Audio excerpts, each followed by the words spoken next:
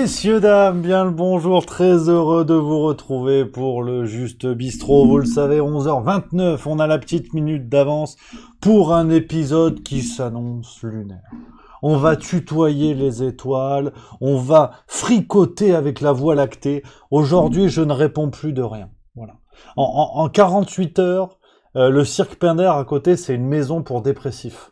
Voilà, il s'est passé des choses absolument formidables, alors on va papoter. Aujourd'hui, préparez-vous à ricaner. Ça va mouiller la culotte parce que c'est n'importe quoi.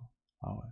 C'est n'importe quoi. À tous les étages, je remercie bien sûr, que je loupe pas, Tartampion34 qui a sub, c'est le 4e mois, merci beaucoup camarades. Je remercie également Sam6677 999 qui a subprime, c'est le 2e mois d'abonnement, merci beaucoup chers amis, merci à tous les copains d'être dans le secteur. Bonjour à Isabelle Guichard, première fois sur le chat, bonjour, enchanté, ravi de vous accueillir. Merci à StephC, mon StephC qui vient de sub, c'est le 3e mois, merci beaucoup mon StephC, un taulier, le meilleur, on l'embrasse. Donc, les amis, ah ouais, non mais...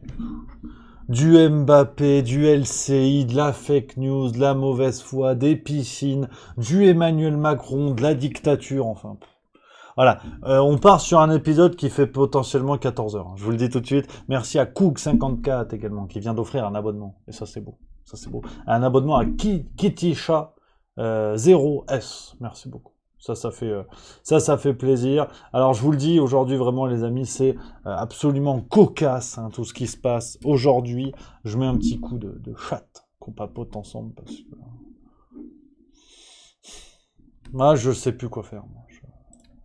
Honnêtement, j'arrive plus. J'arrive plus à suivre. Ça part dans tous les sens, à une vitesse incroyable, dans un contexte plus explosif que jamais. On parle, hein, on va tout de suite aller dans l'actualité, les amis, parce que c'est vrai que j'ai beaucoup de choses à vous dire aujourd'hui. Mais on va prendre le temps quand même de décortiquer un petit peu chaque morceau, pour pas se contenter de hurler avec les loups. On va prendre un petit peu de temps parce que aujourd'hui, voilà, c'est tombé dans le Figaro de ce matin. Je vous ai fait un petit article sur le site de Juste Milieu. Je vous mets le lien dans le chat si vous voulez regarder. On commence à parler de confinement énergétique. C'est le député LR Olivier Marleix qui en a parlé. C'était dans le Figaro d'aujourd'hui, de ce matin. Je vous ai déniché ça. Et la journaliste lui dit: risque-t-on un confinement énergétique selon l'expression d'Agnès Verdier-Molinier? Ce à quoi Olivier Marleix a répondu oui. Hélas, pour des raisons qu'il explique ensuite, hein, la crise sur le marché du gaz n'exprime qu'une petite partie de nos problèmes d'approvisionnement, puisque le gaz, c'est 20% de notre énergie consommée. Ce qui explique la pénurie, c'est d'abord la situation de notre parc nucléaire, avec 32 réacteurs à l'arrêt.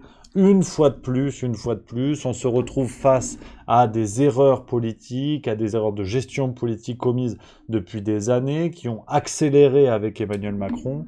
Et face à cela, on a Emmanuel Macron. Je me demande s'il est au courant qu'il est président. Parce qu'il a cette capacité, merci à Sélénis23 qui vient de subprime, merci beaucoup. Il a cette capacité à ce que rien ne soit jamais de sa faute, alors qu'il décide de tout. Voilà, c'est quand même hallucinant. Hier, conférence de presse, notamment au sujet de l'énergie, Emmanuel Macron qui est devenu chauffagiste, qui nous explique que maintenant, faut être à peu près à tour de 19 degrés. Donc voilà où on en est. C'est pour ça quand je vous dis que je vous donne les éléments pêle-mêle, mais on va prendre le temps de réfléchir, je vous mets la séquence, un morceau parmi tout ce qu'a dit Emmanuel Macron hier. On va en reparler demain dans la farce tranquille, vous l'imaginez bien. Mais il a dit beaucoup de choses. Il y a eu le retour du nous sommes en guerre. Cette fois, on est en guerre contre l'énergie. Comme quoi, c'est bien une formule à la con. Mais on va y revenir. Et voici ce qu'il nous dit sur la gestion du parc nucléaire français. Fessenheim était la plus vieille centrale de notre parc. Elle était à la frontière de l'Allemagne, qui aujourd'hui n'est pas alignée avec nous sur le nucléaire. Quand je vois aujourd'hui la difficulté que nous avons à ouvrir les centrales beaucoup plus récentes que Fessenheim. Fessenheim était une centrale sur laquelle il n'y avait plus de travail de maintenance depuis plus de 5 ans. L'analyse factuelle qui a été faite, c'est le choix le plus rationnel était en effet de confirmer sa fermeture. Et je vais vous dire simplement, les travaux de maintenance, s'ils avaient simplement été faits correctement sur le reste du parc, nous n'aurions même pas cette discussion aujourd'hui. Voilà, donc tout ça est de la faute bien sûr des travaux de maintenance. Merci à Emgreen Van Horstman, c'est magnifique, qui vient d'offrir 2 abonnements à Ishigo Bankai 38 et Bombadia 80, merci beaucoup. Donc voilà, on est au-delà du mensonge, on est au-delà de la mauvaise foi, vous l'imaginez bien. Un président qui se défausse complètement alors qu'il connaît ces dossiers-là, il les connaissait déjà en tant que banquier d'affaires, il les a connus en tant que ministre de l'économie, à un moment auquel il a dealé directement avec les Américains pour vendre des activités d'Alstom, le fameux scandale dont on a parlé au début de la présidentielle, mais plus après, plus trop, parce que il y avait la Coupe du Monde de char à voile. Donc, naturellement, on est voilà dans une prise de parole qui est tout à fait scandaleuse, qui résume la politique d'Emmanuel Macron, qui est de faire en coulisses, de faire dans l'ombre, et ensuite de ne rien assumer. Donc, mais voilà, mais c'est pour ça que je vous montre ces éléments, et point par point, on va avancer. Mais aujourd'hui, rendez-vous compte, toutes ces décisions politiques-là nous amènent, la France nous amène à demander aux gens de baisser le chauffage. Non pas que l'opulence d'une société occidentale devrait être de pouvoir mettre le chauffage à 50 degrés quand ça nous chante, mais juste d'avoir ce libre arbitre du citoyen de faire ce qu'il veut. Aujourd'hui, on commence à parler officiellement dans un grand média français, on commence à parler de confinement énergétique. On va potentiellement laisser les gens chez eux, sortir les enfants de l'école pour éviter de consommer de l'énergie. Fermer certaines entreprises pour éviter de consommer de l'énergie. Soit la même dynamique que celle qui a mis à genoux le pays au moment du confinement sanitaire. Un confinement qui aujourd'hui, on le sait, étude à l'appui, n'a pas eu les effets escomptés et n'a pas eu que des effets positifs. On se demande même si la balance par rapport aux effets négatifs n'est pas à l'avantage de ces fameux effets négatifs. Donc aujourd'hui, on voit que cette logique de confinement devient une dynamique politique, parce que imaginer une même solution pour deux problèmes qui n'ont rien à voir, c'est qu'il y a quand même un problème assez curieux. Mais voilà, on ne s'en cache pas, et avec un président qui n'a jamais et ne répondra jamais de ses actes. Rappelez-vous quand même qu'au moment où on évoque l'affaire du scandale Alstom, Emmanuel Macron déclare que s'il y a des preuves, que ça aille au pénal. Donc voilà où on en est. C'était aussi sur les cabinets de conseil. Mais voilà où on en est. Merci à 2 soudeurs qui viennent sub. Merci beaucoup. En plus, c'est le 2e mois. Merci beaucoup. Donc voilà où on en est. Tout un discours écologique qui s'effondre heure après heure. Ça fait des années, près de 30 ans pour des ONG comme Greenpeace. On a eu Greta Thunberg, on a eu tout ce que vous voulez, qui nous disait faut fermer les centrales nucléaires, faut mettre des éoliennes, faut machin, faut tout ça. Aujourd'hui, ce qu'il faut quand même regarder en face, c'est que l'Allemagne, qui s'était faite le parangon de la lutte contre le nucléaire, réouvre des centrales, repousse la date de fermeture, réouvre des centrales à charbon, qui sont les centrales qui polluent, enfin parmi les centrales qui polluent le plus au monde. Et ça ne dérange personne. Donc tout ce discours écologique en fait qu'on nous a construit depuis 20 ans, 30 ans, sur lesquels la politique de nombreux pays occidentaux s'est organisée, s'est cadrée, aujourd'hui on voit que cette politique nous a menés à la ruine et que nous en sommes à des solutions d'urgence. Et personne ne rendait compte. Elle est où Greta Thunberg à ce moment-là? Je lui en veux pas individuellement, mais tous les gens autour de Greta Thunberg, ils sont où ces gens-là? Ils sont où ces gens-là qui ont dit on va foutre des éoliennes de partout en fermant des centrales? Maintenant que ça devient chaud, eh ben on voit bien que les éoliennes n'ont qu'une efficacité relative qui ne permet pas de faire fonctionner un pays tout entier. Donc voilà où on en est. On revient à la réalité.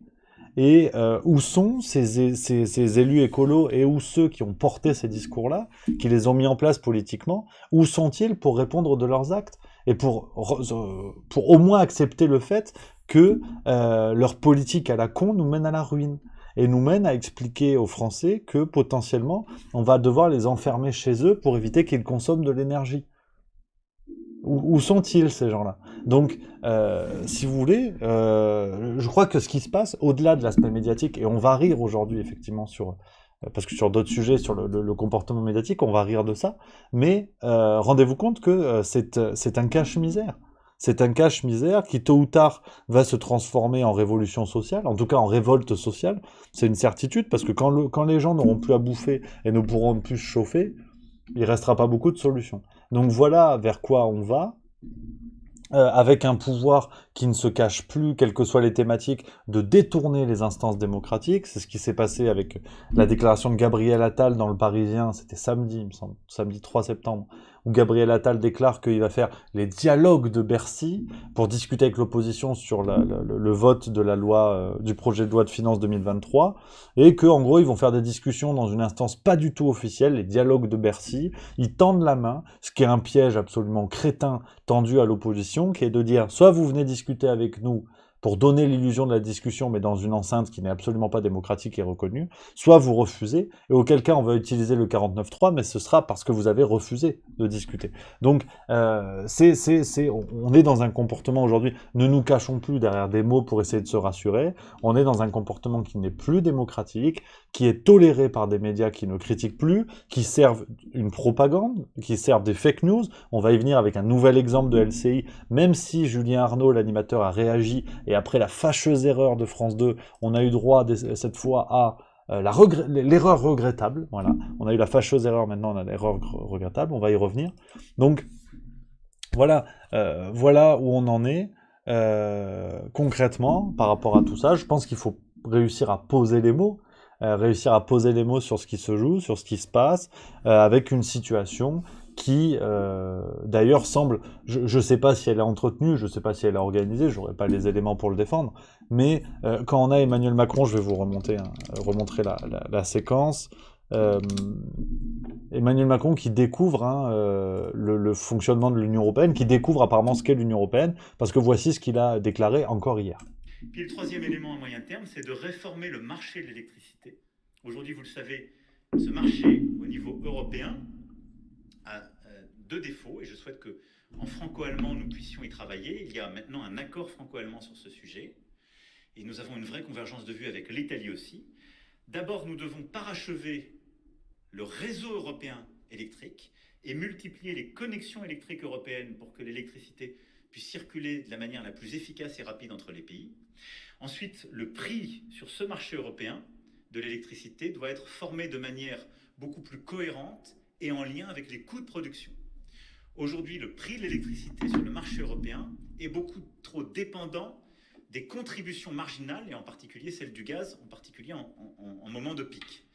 Voilà ce que dit Emmanuel Macron, qui est aussi celui sous le mandat duquel on a vu EDF, par exemple, qui vendait son énergie produite moins cher que ce que ça lui coûtait. Donc voilà où on en est. On est sur du discours pour gagner du temps. Mais on va vers le chaos. On va vers le chaos peut-être énergétique, peut-être sanitaire, peut-être économique. Je pense qu'il faut malheureusement être au clair là-dessus, que sans réaction démocratique, bien sûr, j'en appelle pas à la violence et tout, qu'on soit bien d'accord, mais sans réaction démocratique, sans réelle opposition à l'Assemblée nationale qui a la possibilité, comme le dit Florent Philippot dans sa dernière vidéo avec Maître Fabrice Divisio, il y a la possibilité de destituer Macron de manière tout à fait démocratique, mais pour ça, il faut une véritable opposition telle qu'elle s'est présentée aux présidentielles puis aux législatives. Sauf à croire ou à vérifier que même cette opposition n'existe pas, et que cette opposition également est factice, tout comme la neutralité des médias, on va y venir encore avec l'histoire d'LCI. Donc voilà, je suis pas grognon, mais c'est vrai que ce cirque devient évident. Et aujourd'hui, en fait, j'ai trois grands points.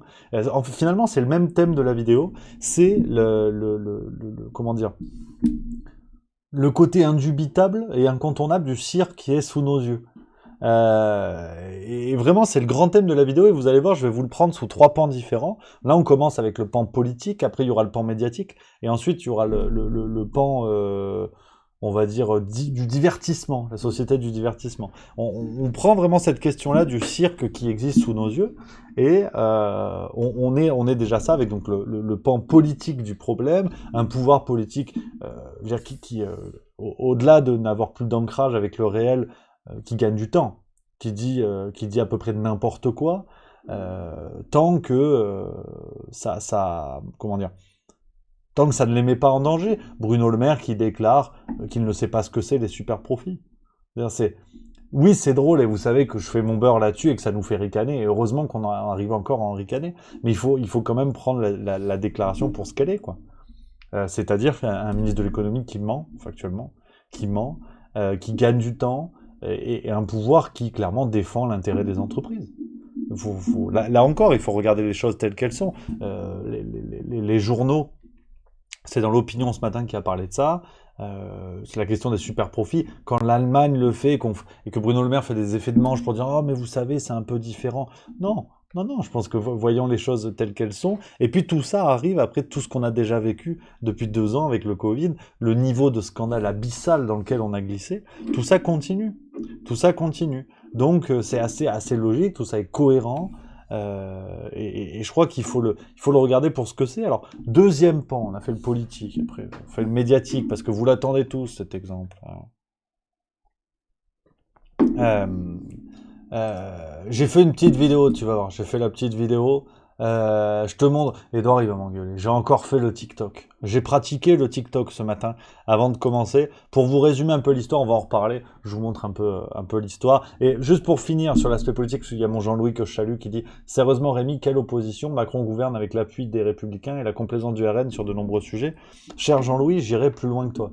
J'irai plus loin que toi parce que je mets toutes les oppositions à l'Assemblée nationale, je mets toutes les oppositions dans le même sac euh, de ces pantins politiques qui ont, comme je l'ai dit dans la vidéo qui est sortie avant les législatives, qui ont pris leur pognon enfin, en étant députés, en entrant à l'Assemblée nationale, qui ont pris de quoi faire vivre leur parti factice pendant des années, et tous, sans exception, ne sont que des guignols qui viennent occuper l'espace médiatique. Tantôt, c'est Sandrine Rousseau qui vient euh, étudier le barbecue. Tantôt, c'est Émeric Caron qui veut interdire la corrida. Tantôt, c'est Jean-Luc Mélenchon qui est vexé comme un pou parce qu'Adrien Quatennens parle avant lui à la braderie de Lille.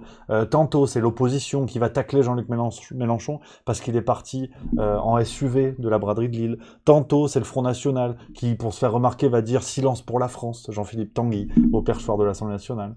Ce ne sont que des guignols qui, finalement, ne défendent l'intérêt des Français qu'au moment des échéances électorales. Et alors que là, aujourd'hui, il y a danger, je ne vais pas faire de la grandiloquence, je ne dis pas danger pour la France, on ne sait pas, il y a danger pour les Français, avec de la pauvreté qui va exploser, avec la situation des étudiants qui va être de pire en pire, en gros, la situation d'à peu près tout le monde qui va être catastrophique, et ils sont toujours en vacances. On n'a pas de bruit, on n'a pas de nouveautés. Ils sont pas capables de s'entendre. C'est-à-dire qu'à l'heure où l'économie française s'écroule, où l'intérêt des citoyens, où la vie des citoyens va devenir grave, pénible, comme on n'a pas vu depuis des décennies, ils s'entendent pas. Ils sont pas d'accord. Ils sont pas copains. Parce que vous vous rendez compte, on gouverne pas avec l'extrême droite, on gouverne pas avec l'extrême gauche. Ah non, non, non. Par contre, les Français vont crever. La dalle ou crever tout court, on sait pas encore. Hein. Mais là, non. Là, il n'y a pas d'entente, parce que vous comprenez, il y a des bisbilles politiques qui sont quand même bien supérieures à ce par exemple, à l'idée qu'une maman puisse donner à manger à ses gosses. Non, ça va. Par contre, gouverner avec l'extrême droite, c'est pas bien. Donc, on a une opposition de pacotille. Je suis un petit peu dur parce que dans l'eau, je suis sûr qu'il y a des députés qui font bien leur boulot et pour ça, je préfère quand même nuancer mon propos pour pas être non plus, voilà, faire un truc un peu facile de bistrot. Et je salue justement ces gens qui, eux, ces députés et sénateurs qui, eux, sont prêts à s'entendre avec tous les partis pour défendre l'intérêt réel des Français. Mais à mon avis, il ne faut pas se leurrer. Il faut arrêter de tomber dans des histoires à la con, de dire c'est plutôt tel parti qui défend les Français, pas plutôt tel parti. On a tous nos opinions et nos aspirations, bien sûr, mais aujourd'hui, c'est une réalité qu'aucun parti ne s'est dit prêt médiatiquement, à ma connaissance, hein, si vous en connaissez un, n'hésitez pas, aucun parti présent à l'Assemblée nationale ne s'est dit prêt publiquement à travailler avec les autres, peut-être pour faire tomber le gouvernement en place. D'ailleurs, à la motion de censure, on a bien vu qu'il n'était pas prêt. Enfin, aucun, à ma connaissance, n'a dit nous, on range nos bisbilles politiques. Aujourd'hui, il en va de l'intérêt des Français. On veut travailler avec les autres. Donc, tant qu'on n'a pas ça, pour moi, cette opposition, c'est de la guignolerie. C'est Jurassic, c'est du cinéma. Jurassic Park, Top Gun, Le Seigneur des Anneaux, ce que tu veux. Donc voilà. C'est mon analyse. Je suis un petit peu grognon, mais voilà un petit peu où on en est. Pendant ce temps, on enchaîne. On a en plus un monde médiatique qui n'hésite plus vraiment d'ailleurs à pratiquer une forme de propagande douce, à pratiquer la fake news, comme faut dire. Et un petit exemple, regardez, je vous ai sorti ça, j'ai fait le TikTok ce matin. Ce que je vais te montrer est tout à fait cocasse. Ouvre grand tes oreilles.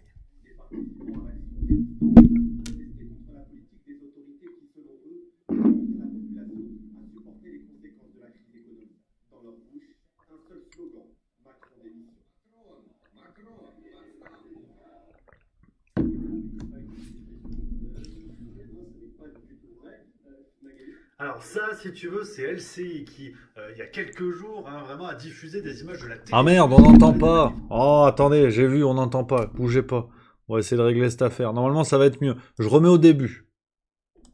Ce que je vais te montrer est tout à fait cocasse. Ouvre grand tes oreilles. Les participants à l'action résistance protestaient contre la politique des autorités qui, selon eux, n'aident en rien la population à supporter les conséquences de la crise économique. Dans leur bouche, un seul slogan, Macron démission. Macron, basta. Et voilà, il n'y a pas eu de manifestation ce week-end, hein, ce n'est pas du tout vrai. Magali. Alors ça, si tu veux, c'est LCI qui, il y a quelques jours, hein, vraiment a diffusé des images de la télé russe qui parlaient des manifestations qui ont eu lieu à Paris contre Emmanuel Macron, organisées notamment par Florian Philippot. LCI dit ça n'existe pas. Ça n'existe pas. Bon, bah forcément, Florent Philippot a mis les photos de la manif qui n'existe pas. Donc hashtag missile cheminée sur les réseaux sociaux. Je veux pas défendre un camp ou un autre. Poutine, Zelensky, c'est pas le débat. Chacun soutient le camp qu'il veut. Mais quand on veut attaquer la propagande de l'État russe, vaut mieux pas utiliser les mêmes méthodes, sinon ça fait tâche. Voilà, vous l'aurez vu cette séquence. Alors effectivement, le son est pas zinzin, je suis désolé, on va régler tout ça pour les prochaines. Donc c'est une séquence d'LCI, je vous résume l'affaire qui est passée il y a 2-3 jours, où il parle de la télé russe, ce qui se dit à la télé russe qui a relayé les manifestations qui ont eu lieu samedi 3 septembre du côté de Paris, manifestations guidées, organisées notamment par Florian Philippot. Et la télé russe dit, regardez, en France, ce que ça donne, les gens qui demandent la démission de Macron face au bordel qu'il y a. Et t'as LCI, donc Julien Arnaud, présentateur de LCI, groupe TF1, qui débarque et dit non, en fait, c'est pas vrai, il n'y a jamais eu de manifestation. Voilà. Jamais eu de manifestation. Bon, forcément, Florent Philippot a les photos, il y a plein de gens qui étaient là, il y avait des milliers de personnes, enfin... Voilà où on en est, mais attention, parce que j'aimerais pas quand même que le trouble soit semé. T'as Julien Arnaud qui a réagi, et qui a dit, c'est une erreur regrettable, et j'en suis désolé. Nous le corrigerons naturellement ce soir. Voilà. Erreur regrettable. Voilà. T'as eu France 2, fâcheuse erreur. Là, c'est erreur regrettable. Qu'est-ce que vous voulez que je vous dise? Qu'est-ce que vous voulez que je vous dise? Là encore, je crois qu'il faut regarder les choses en face. Et on a, malheureusement, des médias qui diffusent les fausses informations. Je crois qu'il faut regarder les choses en face. Ces mêmes médias qui sont les premiers à avoir des pudeurs de gazelle, comme dirait l'autre, au moment de dénoncer la complosphère, les fake news, les choses comme ça. Merci à Manu44150 qui vient de sub, merci beaucoup. Donc ces mêmes médias, si vous voulez, qui ont créé la lutte contre les fausses informations, aujourd'hui, on semble deviner, tu vois, je prends des pincettes, hein, on semble deviner que ça n'est qu'un bouclier pour faire croire que les fausses informations émergeaient forcément du camp d'en face, émergeaient forcément du dehors, donc hors médias. Mais aujourd'hui, on voit bien que certains médias, en l'occurrence France 2 et maintenant LCI, sont des pourvoyeurs de fake news, sont aussi des fabricants de fake news. Bien sûr qu'il y en a aussi hors médias, hein, qu'on se met d'accord, peut-être même plus, c'est peut-être pas, enfin je sais pas, faudrait compter. Mais voilà où on en est. Voilà où on en est. C'est-à-dire que, une fois de plus, parce que France 2, à la limite, ils avaient le bénéfice du doute. Maintenant, quand on voit LCI qui fait ça et qui parle d'une erreur regrettable, mais Julien Arnaud, en fait, c'est pas comme moi, hein, c'est un professionnel. Moi, si tu veux, je m'assois dans mon fauteuil qui grince avec mon micro qui capte mal. Mon truc, je l'ai préparé 5 minutes avant. Julien Arnaud, il a combien de gens qui travaillent avec lui? Il a combien d'employés? Il y a combien de journalistes autour de lui qui préparent les sujets? Et le mec, ni vu ni connu, sur Twitter, arrive et dit « c'est une erreur regrettable ». Mais on n'est pas sérieux, en fait. On n'est pas sérieux. Mais c'est au-delà de l'incompétence. C'est que maintenant, là encore, parfois, je pêche par naïveté. Aujourd'hui, je suis un peu grognon. Très clairement,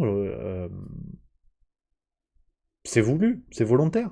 Bien sûr que c'est volontaire. Pourquoi parler d'erreur? Je veux dire, regardons les choses en face. Regardez tous ces propos qu'il y a eu sur les médias qui manquaient absolument de prudence, de doute et autres par rapport au Covid, qui ont relayé des informations qui se sont avérées fausses.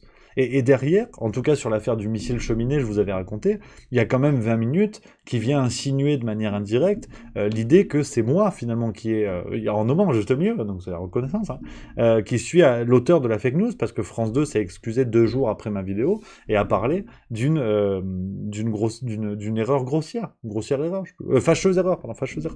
Donc Voilà où on en est. Et c'est clairement de la désinformation. J'aime pas le mot désinformation, en fait. C'est un mensonge. Point. C'est un mensonge.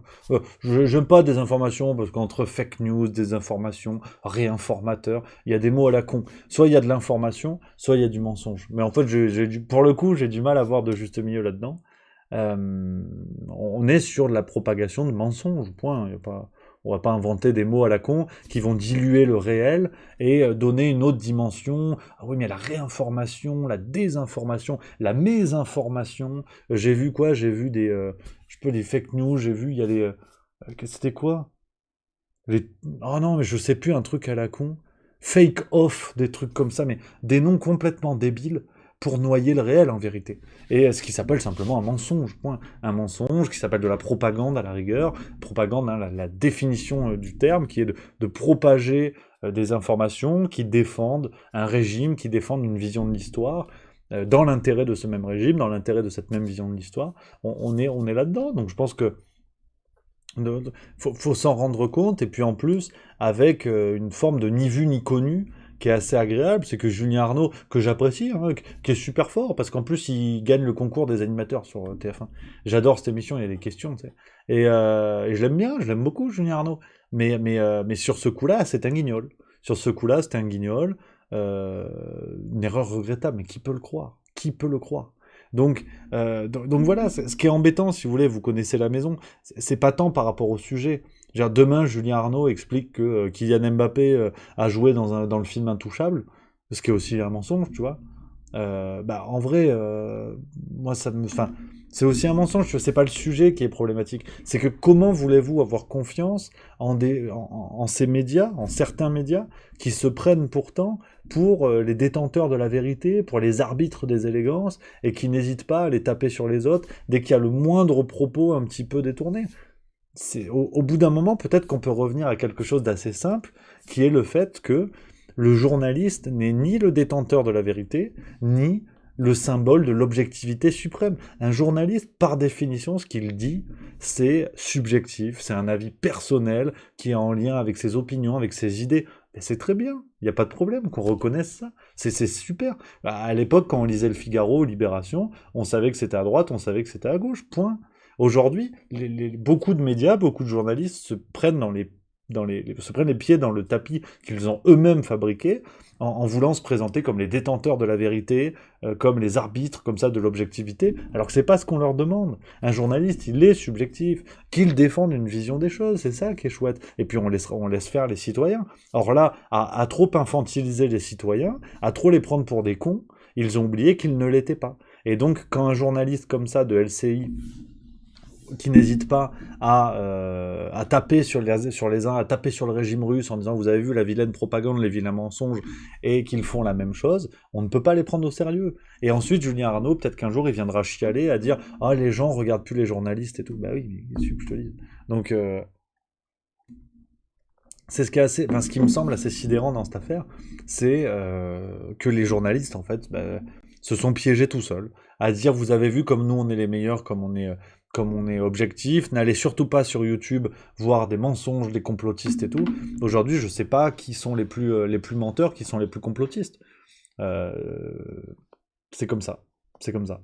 Donc ouais, non, ça me rend grognon, mais pas tant que ça, parce que je t'avoue que moi, ça me donne du boulot pendant 15 ans. C'est aussi ça le truc qu'il faut voir. Hein. C'est que t'as peut-être des gens, tu vois, qui ont confiance en Julien Arnaud, qui ont confiance en LCI, qui vont voir ça, qui vont dire merde. Tiens, on va voir YouTube, c'est qui ce con en chemise bleue? Tu vois? Et là, on peut gagner du monde. Et c'est ce qu'il faut voir. Faut être pragmatique, à un moment donné. Donc non, c'est assez sidérant. Je papote tout seul, mais on va mettre un peu le chat, parce que c'est vrai que je suis parti pleine bille. Il y a Podichel qui dit « Médias sont financés par le système ». Il y a Yaya du Sud 66 qui dit « C'était déjà comme ça pour le Covid », on est bien d'accord. Il y a mon Pietro 1969 qui vient d'arriver que je salue. Oh, je baille. J'ai faim, voilà, toujours pareil. Capitaine Charisma qui dit des menteurs, il y en a partout, suffit de bien choisir ses médias. Alors, qu'on soit bien d'accord, je ne pointe pas le mensonge, parce que, après tout, ça peut réellement être une erreur. Vraiment, ça peut réellement être une erreur. Mais par contre, il faut qu'il y ait tout de suite quelqu'un à l'oreillette, ou rapidement en tout cas, qui lui dise non, Juju, tu t'es planté, dis que tu corriges le truc. Ça arrive à tout le monde. Même moi, plusieurs fois dans mes vidéos, ça m'est arrivé où je prenais une vidéo, je me rappelle notamment, c'était un épisode de La Farce Tranquille, où dans les pépites, j'avais mis un extrait, le fameux extrait de Olivier Véran qui disait pour pas remplir les hôpitaux, faut pas tomber malade. Il me semble. Et j'avais donné une date qui était pas la bonne. Et j'avais eu plein de commentaires de gens qui m'avaient dit attention, c'est pas la bonne, c'est sorti du contexte et tout. Et les gens avaient totalement raison. Et je l'ai corrigé la semaine d'après. Mais c'est ça le truc. Et moi, j'arrive pas. Je fais pas chaque épisode de La Farce Tranquille en commençant et en disant la vérité c'est chez moi, les autres sont des complotistes et des connards. Donc, c'est ça qui me pose problème. C'est quand vous vous donnez le beau rôle et que vous n'assumez pas vos propres erreurs. C'est ça qui m'embête. C'est un autre exemple, par exemple, c'est Libération qui se fait l'arbitre de la morale. Donc Libération qui n'est jamais avare c'était Castex, il y a mon Yaya du Sud qui dit ça, mais j'ai un doute. Je me demande si c'était Véran, je crois, sur la vidéo, mais c'était pas ça le propos. Enfin bon, bref, je m'étais trompé de date et je l'avais corrigé. Tout ça pour dire ça. Ce qui m'embête aussi, c'est Libération, qui se fait l'arbitre de la morale, qui fait plein d'articles pour aller regarder vraiment la morale des uns, des autres et compagnie. Alors que Libération a partagé une tribune pro-pédophile il y a 40 ans. Donc, donc quand Libération, par exemple, va dire « Vous avez vu, le Rassemblement National, en fait, c'est Jean-Marie Le Pen, il y a 40 ans qu'a fondé le parti, ou 50 ans, non, 40. Vous avez vu, donc l'histoire prouve que... » Donc il fait ça avec d'autres trucs d'ailleurs. Bah oui, mais l'histoire prouve que Libération a propagé une tribune pro-pédophile. Donc si on appliquait les mêmes méthodes de Libération contre Libération, ce journal serait considéré comme pédophile, et pro-pédophile. Donc c'est absolument absurde. C'est absurde. C'est absurde. C'est ça qui m'embête, c'est que ces gens se donnent le beau rôle, et quand il s'agit d'appliquer sur eux leur propre méthode, il n'y a plus personne. Ça fait caca culotte et on n'entend plus personne. C'est ça qui m'énerve. Des erreurs, ça arrive à tout le monde. On peut... je parle bien d'erreurs. Là, pour moi, Julien Arnaud, ce qu'il fait, c'est un mensonge, parce qu'il le sait très bien. Enfin, j'ose espérer qu'à ce niveau-là de compétences et de gens qui travaillent avec lui, j'ose espérer qu'il est conscient qu'il propage une connerie. Donc... Voilà les amis. Ah, c'est un coup de gueule, on peut le prendre comme ça, c'est un coup de gueule, c'est le plaisir. C'est le plaisir de discuter un petit peu de tout ça ensemble. Voilà un peu les amis. Mais pour autant, tu vois, faut rester détendu. Faut rester détendu, ouais. Faut rester détendu parce que on enchaîne avec un autre sujet. Voilà, pareil. Ah, je suis grognon aujourd'hui, tiens, regarde.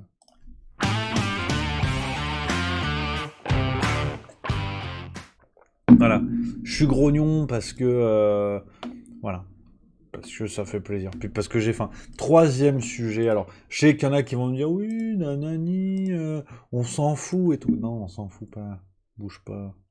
Kylian Mbappé, regarde, je vais essayer de te mettre le son, dites-moi dans le chat, parce que c'est chiant ces trucs-là. Mais peut-être c'est moi qui ai fait de la merde, hein. C'est possible aussi.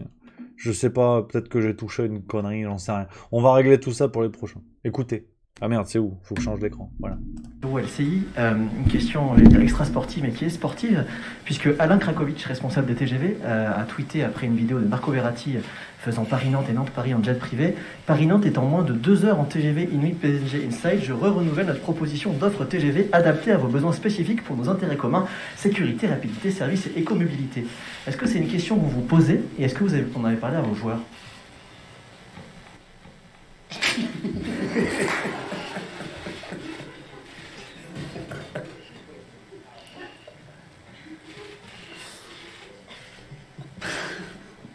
Excusez-moi. Je me doutais qu'on allait avoir cette question-là. Pour être très honnête avec vous, ce matin, on a parlé avec la société qui organise nos déplacements. On est en train de voir si on ne peut pas se déplacer en char à voile. Voilà. Et vous, sur le jet privé, monsieur Mbappé? Comment? Sur le jet privé, vous en pensez quoi? Oh, je pense rien. Merci.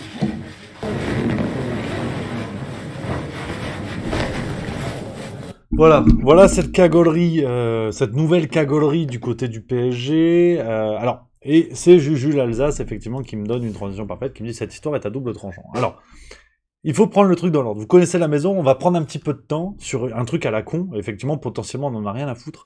Mais je pense que c'est beaucoup plus intéressant que ce qu'on en dit. Et ça ne s'arrête pas qu'à l'histoire du football.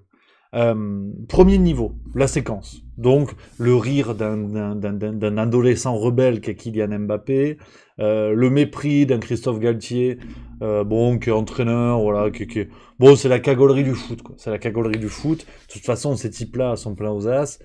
Qu'est-ce qu'ils en ont à foutre? Techniquement, qu'est-ce qu'ils en ont à foutre? Donc, à la limite, si on regarde juste le rire d'Mbappé, il y a un côté, on dirait un peu un cancre de bac pro, qui n'a pas compris la question sur qui a écrit Les Misérables. Et il rigole parce qu'il a pas révisé. À la limite, on en est là. Tu vois. Bon. Sauf que le cancre de bac pro, son salaire, c'est le PIB du Yémen. Donc voilà. Mais ça, à la limite, on s'en fout. Franchement, la séquence, je vous avoue, je vais pas faire 2 minutes là-dessus, je m'en fous. Honnêtement, je m'en fous. On n'a pas attendu cette séquence-là pour savoir que les footballeurs évoluaient dans une société différente, dans un monde quasiment différent. C'est bien, c'est pas bien, c'est mérité, c'est pas mérité, c'est pas le débat, je m'en fous. Niveau 2. Niveau 2, c'est tous ces médias qui aujourd'hui réfléchissent là-dessus. Je vais vous montrer quand même un truc. Jusqu'où est allé BFM TV pour occuper l'antenne. BFM TV est quand même allé interroger, je vais vous le montrer tout de suite, accrochez-vous, le président de la Fédération française de char à voile pour réagir. Voilà, je laisse un petit silence parce que c'est pas évident d'en arriver à ce genre de conneries. On en est là, en fait. C'est-à-dire qu'il y a une séquence qui est... On s'en fout, quoi. Il y a une séquence où on n'en a rien à cirer. Et il y a les médias derrière qui font des tonnes et des tonnes et des tonnes et des tonnes de couverture d'antenne. À l'heure où des gens n'ont plus assez de pognon pour s'acheter à bouffer. À l'heure où le gouvernement, c'est ce qu'on disait tout à l'heure. Je vous dis, c'est une vidéo en 3 volets. C'est un triptyque, tout est calibré. À l'heure où les gens, on leur dit comment il faut se chauffer parce que sinon on va leur couper l'électricité, qu'ils n'auront potentiellement plus à bouffer, on va interroger le président de la Fédération française de char à voile sur la déclaration d'une cagole de footballeur. Mais il faut prendre la mesure, en fait, de ce puzzle articulé qui bouge en même temps. Il n'y a pas que le monde politique qui fait n'importe quoi. Il n'y a pas que le monde sportif où il se passe des cagoleries. Il n'y a pas que... Tout ça est articulé. Tout ça fonctionne de pair. Pendant qu'il y a une cagolerie du divertissement, on va dire au sens large, eh ben les médias s'en emparent et couvrent l'action politique dont on ne parle plus, qu'on ne commande plus, qu'on laisse à l'ombre faire n'importe quoi et détourner la démocratie jour après jour. Donc, il faut bien se rendre compte de ça. Et le 3e niveau, on est dans cette histoire de l'écologie, on en parlait tout à l'heure sur l'aspect plutôt politique, donc tous ces gens qui, depuis 30 ans, ont poussé vers ce chaos annoncé. Je veux dire, c'est pas nouveau que que l'implantation d'éoliennes n'allait pas permettre à la France de s'alimenter en énergie. C'est pas nouveau pour les barrages hydrauliques, pour tout ce que vous voulez. C'est pas une nouveauté. Ce fameux mix énergétique, on en parle depuis 30 ans, comme quoi il faut un équilibre entre différentes sources d'énergie pour pallier au manquement des unes et des autres. C'est pas une nouveauté.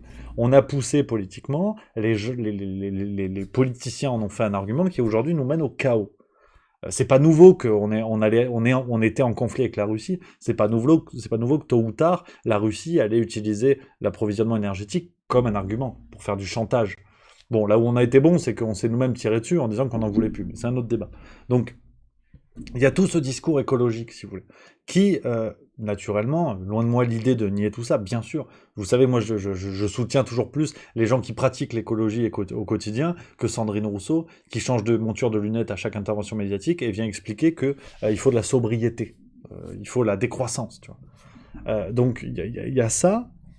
Et ce discours-là, aujourd'hui, petit à petit, ressemble de plus en plus à un discours religieux. Et c'est pour ça que c'est sur ce point-là que je voulais finir avec vous, sur cette actualité-là, c'est que il faut regarder ce qui se passe. Au-delà de la cagolerie d'Mbappé, on s'en fout, quoi. L'autre, t'as son collègue qui veut le marabouter, c'est le cirque Pinder, quoi. C'est vraiment le cirque Pinder. Donc ça, on s'en branle. T'as la réaction des médias qui est lunaire, je veux dire. Ils vont interviewer le pauvre type, le Christophe Roger, président de la Fédération française de char à voile. Le mec, on sait pas qui c'est. Et tant mieux, et c'est très bien pour lui qu'il fasse du char à voile. Mais BFM TV qui va l'interroger, parce que t'as un coach de foot qui a fait une blague sur le char à voile. Enfin,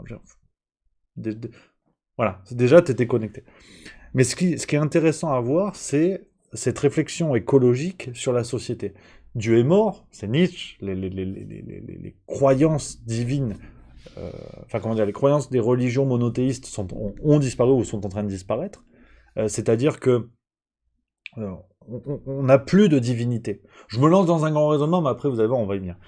On n'a plus de divinité dite, on va dire classique. Jésus, Bouddha, Allah, Yahvé. On n'y croit plus, ça ne fonctionne plus. Donc, ces divinités sont en train d'être remplacées. On a des dieux différents, c'est un peu des tartes à la crème, il y a le dieu télévision. Mais ce qu'il faut analyser, par exemple, à mon avis, c'est tout ce qui se passe autour des réseaux sociaux, autour des smartphones. C'est une analogie qui est peut-être un petit peu tirée par les cheveux, mais vous noterez que tout ce qui se passe, par exemple, autour des smartphones, donc qui aujourd'hui font que les gens sont connectés sans cesse, qui est devenu vraiment le prolongement de notre main. C'est le livre Petite Poussette de Michel Serres, par exemple. On a du religieux là-dedans. Allez dans un magasin Apple, le logo est devenu l'équivalent de la croix catholique, qui est en haut, comme ça, en entrant dans le lieu, c'est là. C'est un endroit très épuré. Les rangées des magasins Apple où sont présentés les produits ressemblent un petit peu aux rangées des bancs dans une église. On a les icônes. Quand vous avez un smartphone, pour aller d'une application à l'autre, on a des icônes. C'est un terme qu'on retrouve aussi dans le monde religieux. On a tout ça fait appel au registre divin, d'une manière ou d'une autre. Facebook, le livre des faces, on a quelque chose qui est de l'ordre du religieux dans tout ça. Le logo, il y a du bleu chez Facebook, il y a du bleu chez Twitter. On est dans ce bleu-là qu'on retrouve dans de nombreuses religions. Et effectivement, il n'y a pas d'IA qui dit le logo de Facebook, c'est littéralement une croix catho sur un ciel bleu. Effectivement, il y a le F avec la croix qui est un peu pliée, mais si vous mettez le F tout droit, c'est une croix catholique. Donc, on a vu déjà émerger ça, l'émergence des nouvelles religions. Le smartphone nous relie, comme les religions ont relié les hommes avant. C'est-à-dire que sans se connaître, d'un continent à l'autre, les gens avaient ce lien qui était celui de la croyance en une même divinité. Aujourd'hui, on a le smartphone. Donc, et vraiment, penchez-vous là-dessus, je vous assure qu'il y a énormément d'analogies, énormément de rapports sur ce monde connecté par rapport aux religions. C'est extrêmement intéressant. Regardez par exemple le cloud. Quand vos données sont stockées dans le cloud, dans les nuages, il y a ce rapport aux cieux qui est présent. Et il y a l'étymologie de religion, qui est rappelée par Sélénis 23. Religion, en latin, c'est religare, relier. On a tout cet aspect-là qui s'est installé, qu'on a vu que de nouvelles divinités apparaissaient. Ça, on l'a vu avec les réseaux sociaux, on l'a vu avec le smartphone. Et aujourd'hui, je crois que l'écologie suit le même chemin. On a eu, entre le christianisme, le judaïsme et l'islam, on a 3 grandes religions monothéistes. Aujourd'hui, on a eu les réseaux sociaux, le smartphone et l'écologie. Pour moi, on a 3 nouvelles religions qui ont vu le jour. C'est une analyse un petit peu tirée par les cheveux, mais on a 3 nouvelles religions qui ont vu le jour et qui s'expliquent par quelque chose d'extrêmement métaphysique, qui est au-delà de la physique. Comme je vous l'ai dit, les réseaux sociaux nous relient avec un lien invisible, comme la religion. Le smartphone, pareil. Et l'écologie, pareil. C'est que d'un continent à l'autre, les gens croient pouvoir sauver la Terre, veulent sauver la Terre. Déjà, en termes philosophiques, où en est l'homme quand il se pense suffisamment fort pour sauver la Terre? C'est une question qu'il faut quand même se poser. Il faut se dire que y a quelque chose de profondément dangereux dans cette volonté de sauver la Terre. De se dire que nous sommes assez puissants pour sauver une planète qui est là depuis des milliards d'années, qui en un claquement de doigts fait disparaître l'humanité. Donc il y a quelque chose qui est déjà, à mon avis, un dépassement de l'humain qui est assez effrayant. Et ensuite, une fois de plus, parce que toute religion s'accompagne d'un personnage, d'une incarnation. Greta Thunberg. Greta Thunberg, une jeune fille à qui on a attribué quelque chose de l'ordre du super-pouvoir. Rappelez-vous, sa mère, qui dans la biographie de la famille Thunberg, avait dit que Greta Thunberg voyait le CO2 à l'œil nu. Greta Thunberg qui quitte le lycée pour aller pour aller prêcher la bonne parole. On a quelque chose de l'ordre du religieux, mais véritablement. On a Greta Thunberg qui se lève, enfin au départ qui s'assoit avec sa pancarte, puis qui se lève et qui traverse comme ça les eaux, qui traverse le ciel, et qui va répandre la bonne parole, qui va prêcher, par exemple, à l'Assemblée nationale, à l'ONU, devant des assemblées entières d'adultes qui vont applaudir devant une jeune fille mineure qui les insulte. on a quelque chose qui est véritablement de l'ordre du religieux. Greta Thunberg, qui a 16 ans, débat avec des scientifiques, comme si elle avait une forme de science infuse, comme un prophète. Greta Thunberg est la prophète de l'écologie. On croit en Greta, parce qu'en vérité, une jeune fille de 16 ans, comment peut-elle avoir des connaissances pour débattre avec des scientifiques et autres? Donc on est obligé de croire en Greta. Et on a vu des pancartes, on le voit aujourd'hui dans le débat écologique, on croit qu'on peut sauver la planète. On croit que tout va être détruit. On est de l'ordre de la croyance. Et c'est pour ça que je pense que pour finir cette réflexion là-dessus, l'écologie est en train de devenir une religion. Avec ces apostats, avec ceux qui arrivent et qui disent « Ah oui, mais attendez, finalement, réchauffement climatique, il y a peut-être d'autres données qui montrent que, oh là, vous allez en enfer. » Et l'enfer est sur Terre. L'enfer est déjà sur Terre. Si on ne fait rien, on est aux portes de l'enfer. Regardez ce qu'on nous a dit pendant les incendies en France. Combien d'articles on titrait en disant l'enfer, le chaos. Tout ça est présent. Si on ne fait rien, c'est l'enfer qui nous est promis. Si on ne prie pas, si on ne montre pas patte blanche, si on ne suit pas la religion, on va en enfer, comme n'importe quelle autre religion. Donc on est véritablement là-dedans avec l'écologie, et c'est ce type d'affront qu'on voit avec le pauvre Kylian Mbappé, genre, qui dit une connerie, qui rit comme un imbécile, Galtier pareil, et donc on va aller chercher, on va voir à quel point ils sont peut-être des apostats, à quel point ils ont péché. Et donc ça devient lunaire, ça devient lunaire. Donc je suis parti un peu pleine balle, hein. Excuse-moi, hein. Je suis parti ici. Il y a 100J World qui dit c'est effectivement le bistrot ici, vu les arguments de cette théorie. Bah écoute, en tout cas ça m'en fait toujours un petit peu plus que toi, donc n'hésite pas à dire, hein, vraiment, et c'est le but du jeu, on papote. Je suis parti un petit peu plus loin, mais on papote ensemble, donc cher 100J World, n'hésite pas à dire ce que t'en penses, pourquoi t'es pas d'accord avec des arguments si possible. Merci à Anne-Lise Dold qui a sub, c'est le 3e mois, merci beaucoup. Merci également, j'ai vu passer que je me trompe pas, Love Beaver qui a sub, merci beaucoup, c'est le 2e mois. Donc voilà les amis, je suis parti un petit peu loin, mais je regarde le chat un petit peu. Il y a Zen7 qui dit rigolo que tu parles de Mac comme religion, mais que tu mets rapidement de côté Mbappé comme figure similaire. C'est une marque et des gens mettent de côté tout esprit critique. Concernant l'écologie, la nuance avec la religion se base sur des vieux textes écrits par on ne sait qui, alors que pour l'écologie, nos impacts sont déjà là. Et oui, la planète a connu pire. Le défi, c'est d'essayer de sauvegarder le vivant qui reste encore. On a aussi cette logique de vieux textes. Je tire mon analogie, je suis d'accord qu'elle n'est pas pertinente de partout, mais on a cette logique de vieux textes avec l'écologie. Le Club de Rome, dans les années 70, les rapports du GIEC, qui sont un petit peu comme les... mince, je me rappelle jamais, les publications du pape, vous savez, il y a un nom précis en latin des publications du pape, je sais plus comment ça s'appelle, mais c'est un petit peu pareil, la réactualisation de la foi. On est un petit peu dans ce registre-là. Je prends les commentaires. Matt Closet qui dit belle réflexion Rémi, Sous Mangusta qui dit de toute façon on préfère habituer les Français à pointer du doigt et critiquer tout le monde plutôt qu'agir. Il y a du Sud, et c'est vrai que c'est un point à prendre, hein, qui dit franchement je pense que salut mon Yaya d'ailleurs, qui dit franchement je pense que Mbappé ne rit pas par rapport à la question, mais par rapport à la réaction de Galtier. Merci à HugoBlock010 qui vient d'offrir un abonnement, ça c'est magnifique.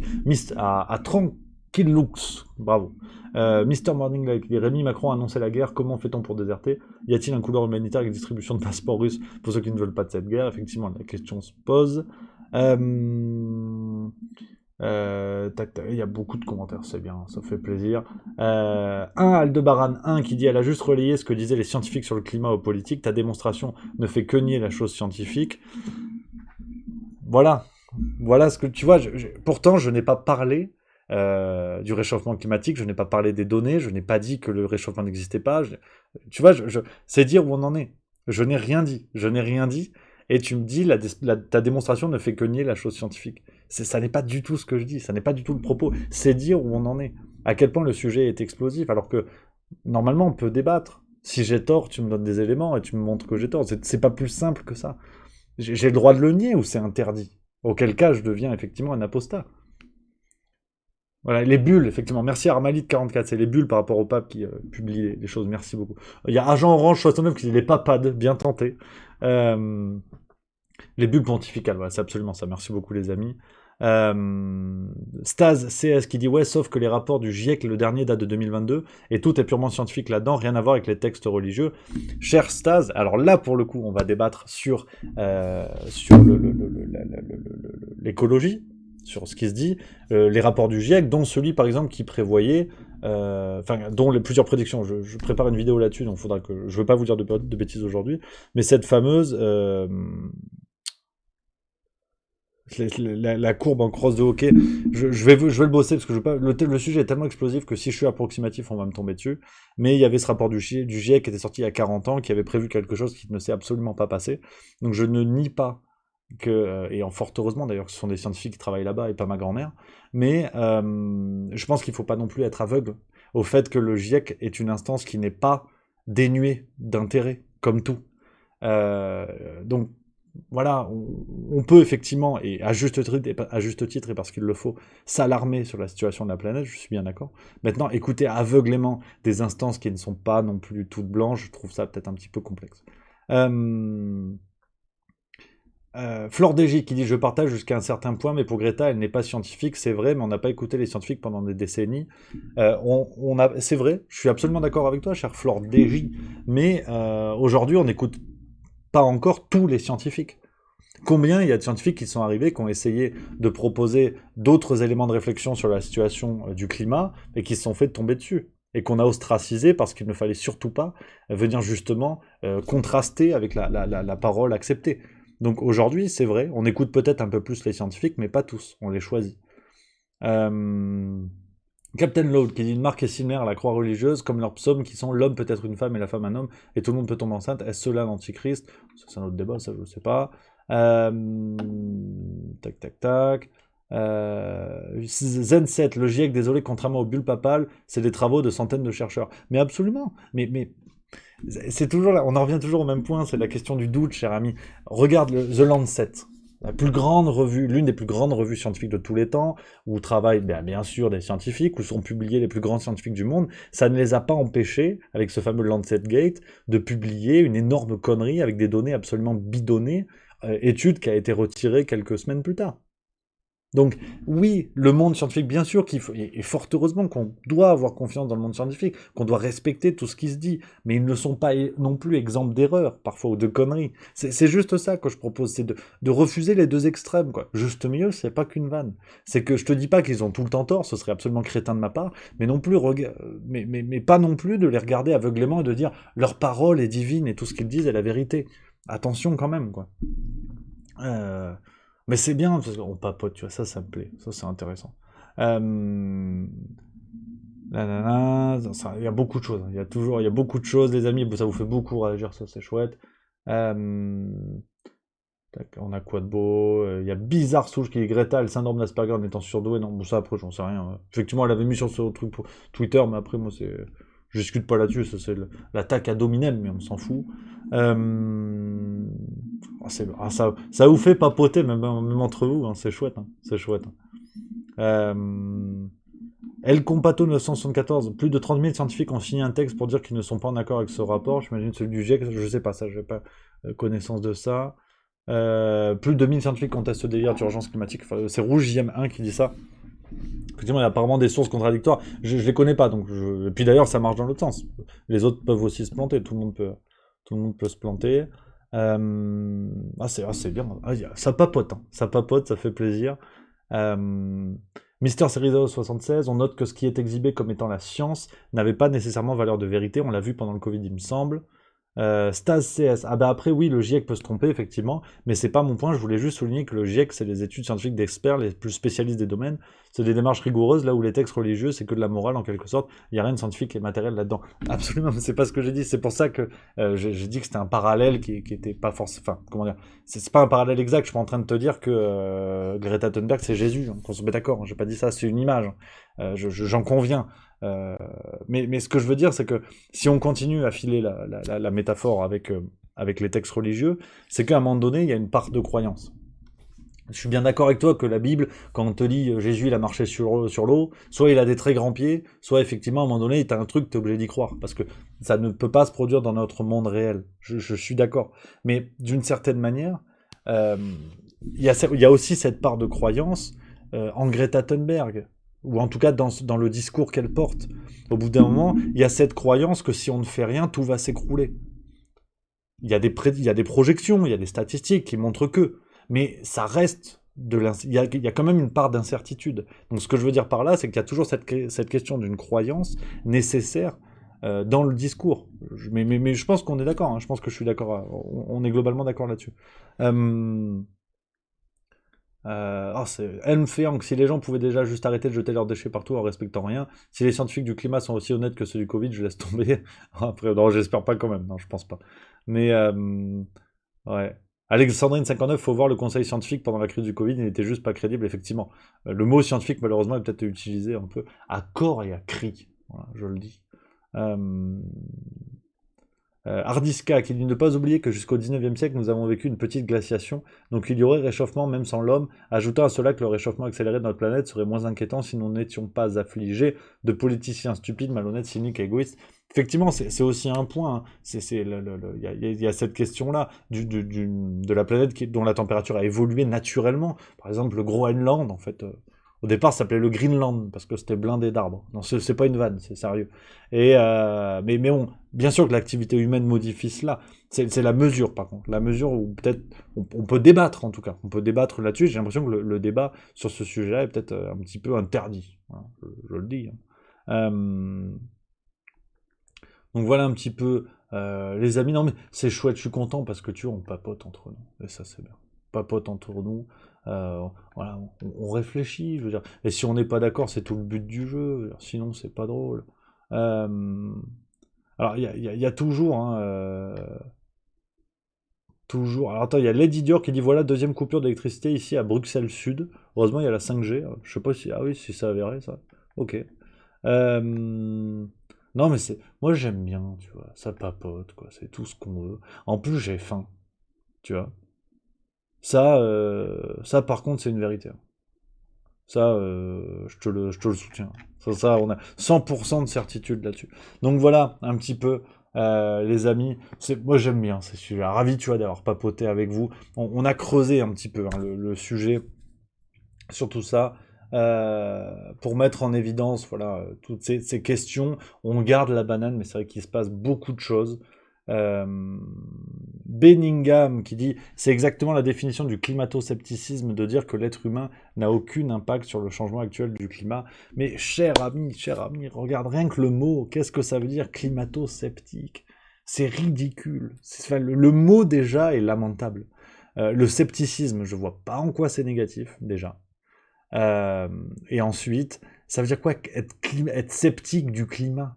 C'est ridicule, on n'est pas sceptique du climat, on est sceptique d'un discours scientifique qui veut s'imposer comme une vérité absolue et indéniable.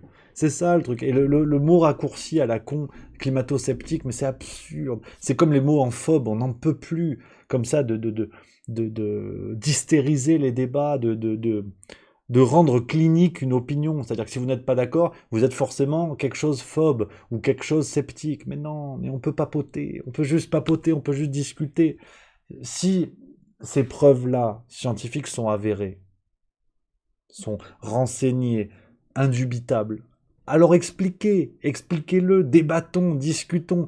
Mais comment voulez-vous qu'un discours s'impose naturellement dans les esprits s'il est obligatoire? On ne réfléchit pas avec un flingue sur la tempe. J'abuse un petit peu. Mais faut arrêter. Faut arrêter avec ces cases à la con qui interdisent tout débat. Quand t'arrives, t'imagines, tu rencontres des copains. T'as un pote à toi qui débarque avec son pote à lui. Tu le connais pas. Il te dit salut, c'est Dimitri, il est climato-sceptique et homophobe. Ah merde, t'as pas envie de lui parler. Je veux dire, tu dis ce mec-là, il est zinzin, donc t'as pas envie de lui parler. Donc faut arrêter avec ces trucs-là. Aujourd'hui, il n'y a presque pas un débat où il n'y a pas un mot valise à la con pour caractériser un individu et nuire à son propos avant même qu'il ait dit quoi que ce soit. Donc c'est ridicule. Au bout d'un moment, c'est ridicule. Et climato-sceptique, cher ami, franchement, je sais pas ce que ça veut dire. Honnêtement, je sais même pas ce que ça veut dire. Donc faut être sérieux, quoi. Faut être sérieux. Et c'est ce qu'on essaie de prouver tous ensemble sur le Juste Bistrot. C'est qu'on papote, on discute, et souvent on s'empoigne, ça canaille.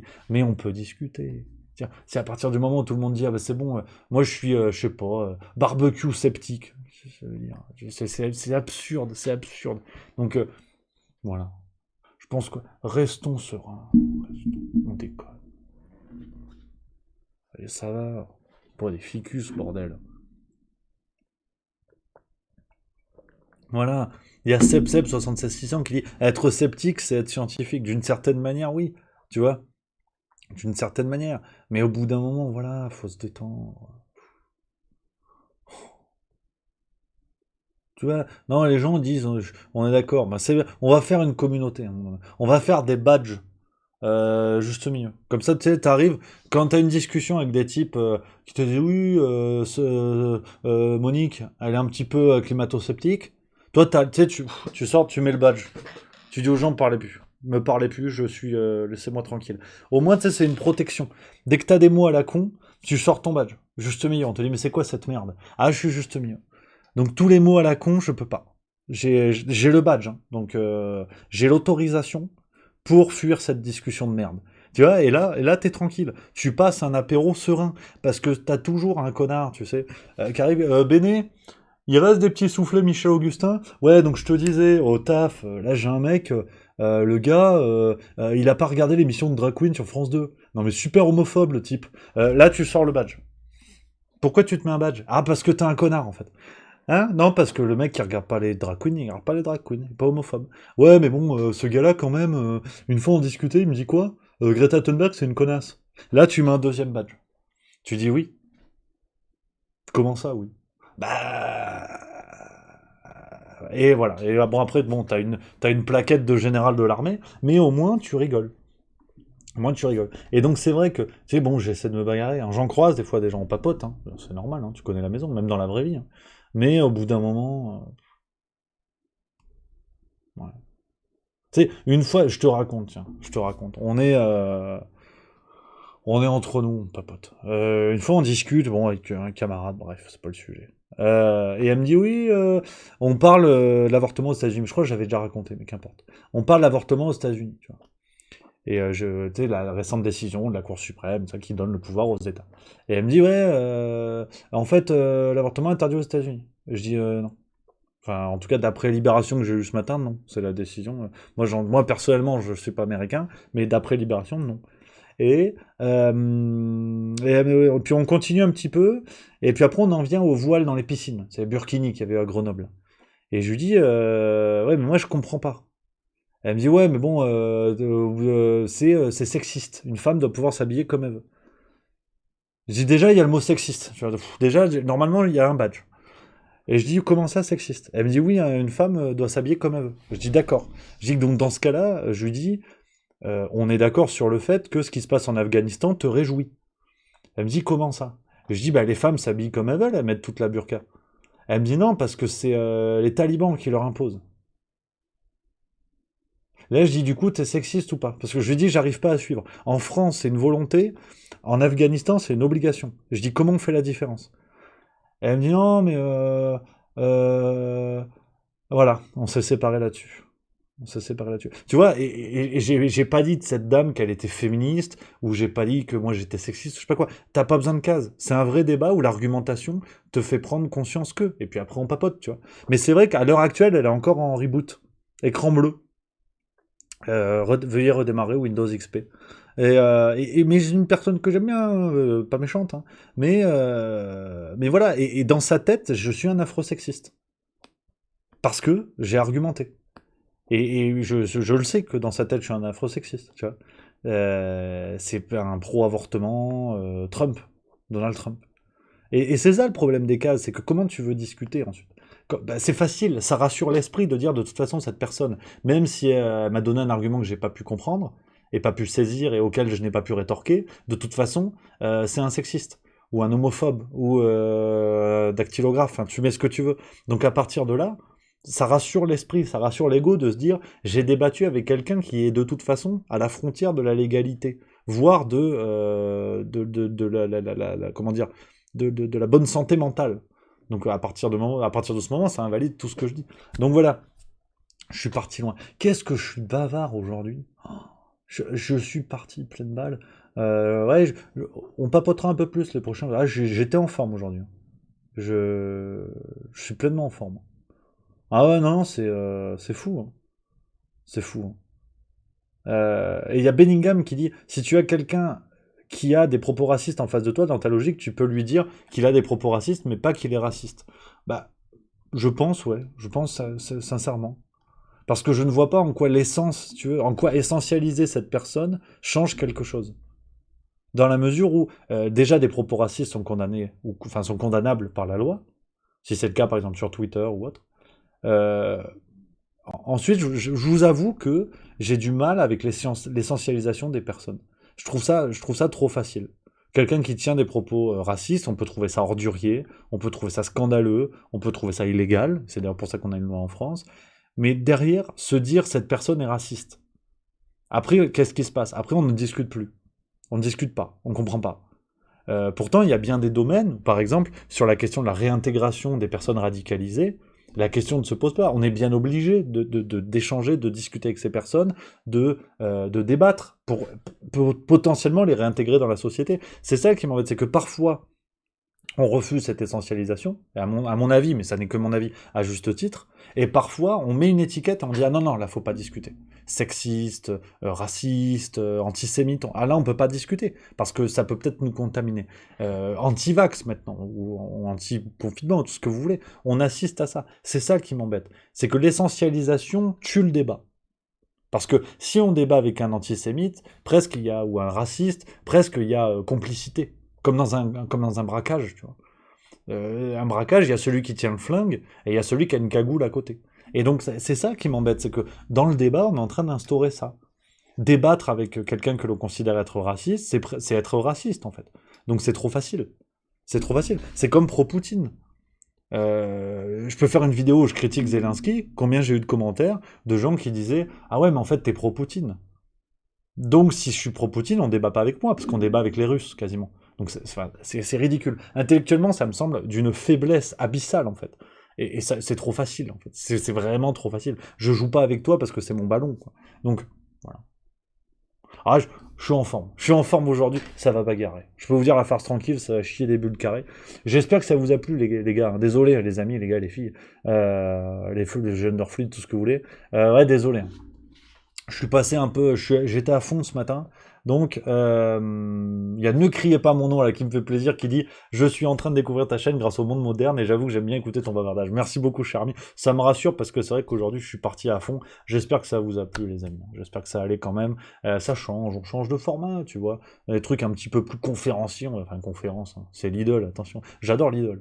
Mais voilà. Voilà les amis, j'espère que ça vous a plu. Un Juste Bistrot un petit peu différent, mais ça fait plaisir. Il y a la banane, il y a la forme. Maintenant, je vais aller manger. On va s'envoyer une magnifique soupe à carottes coco. Ça, tu vois, là, par contre, on n'en a rien à foutre. Voilà, mais je le dis quand même. Donc voilà un peu les amis. Très heureux d'avoir été avec vous. Le programme, parce que ce soir, oh là là là là.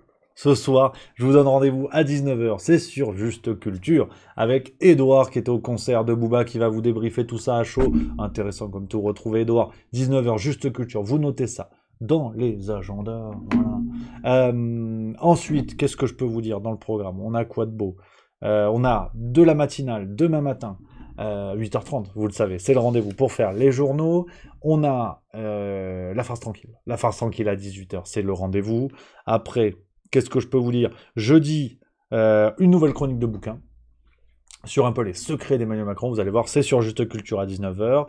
Vendredi, on va parler vaccin de Covid-19. Vendredi, sur Juste Milieu. Et puis, ce week-end, Cassolette et Macron. Épisode 3. Olivier Véran. Alors là, un scoop, parce que vous êtes là. Il est possible que la vidéo fasse entre 1h et 1h30. C'est pas une vanne. C'est pas une vanne, c'est que je pense que je vais vous faire un truc un peu exceptionnel.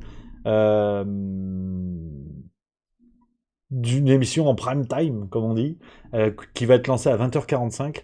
Vraiment une émission complète parce que je suis allé piocher des vieilles vidéos que j'avais pu faire sur Let It Be, sur Juste Milieu, et il y a tellement de scandales sur Olivier Véran que je pense que je vais vous faire un peu une compile où je vais parler entre enfin une émission, vraiment une émission complète sur Olivier Véran. C'est énormissime. J'ai retrouvé des vieux trucs que j'avais fait sur Let It Be à l'époque. Donc en fait, ça va être un truc un peu zinzin. J'avoue que j'ai tellement de matière entre les mains. Je vous cache pas par simplicité de montage, je vais pas tout retourner et tout redire, parce que sinon j'en ai pour une heure, enfin des heures et des heures de montage. Donc je pense que je vais vous faire une vraie émission qui sera calibrée avec les vieilles vidéos. Vous allez voir mon évolution capillaire, c'est quand même quelque chose. Je ferai de l'animation entre deux, parler d'autres choses, de nouvelles choses. Enfin, un petit gloubi-boulga. Normalement, c'est dimanche 20h45, comme ça vous fera la soirée. On vous l'annoncera en avance. Je le tourne demain. Je le tourne demain après-midi. Donc oh putain, j'ai bousculé le truc, pardon. On en parlera sur Twitch, mais je pense que c'est ce qui vous attend. Donc réservez votre soirée de dimanche soir. Ça va être cocasse. Ça va être cocasse. Donc voilà, les amis. Un programme de fou furieux. On a quasiment 1 ou 2 vidéos tous les jours. Donc là, c'est que du plaisir entre Juste Milieu et Juste Culture, plus les Twitch. On y va à fond. Merci à Scordied qui vient de sub, c'est le 3e mois. Merci beaucoup, camarade.